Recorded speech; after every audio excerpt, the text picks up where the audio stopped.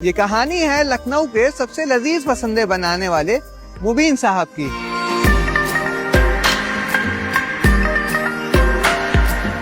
حالانکہ یہاں ذائقہ صرف پسندے تک محدود نہیں بلکہ ایک لمبی فہرست ہے کھانوں کی۔ کلچے، نہاری، ٹکے، کباب، قورمے، بریانی اور ہاں کھیر بھی۔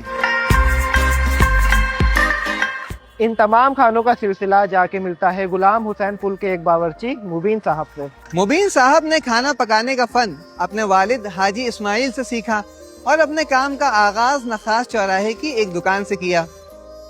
پھر 1960 میں وہ دکان اکبری گیٹ پر منتقل ہوئی اور بہت مقبول ہوئی۔ ان کی مقبولیت کا راز آپ شعیب بھائی کی زبانی سنیے۔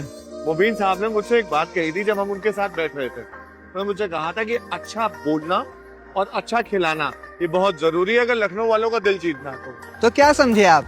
اچھا بولیے، اچھا کھائیے اور آئیے ہماری چکلس میں شامل ہوئی ہے۔ اور سنیے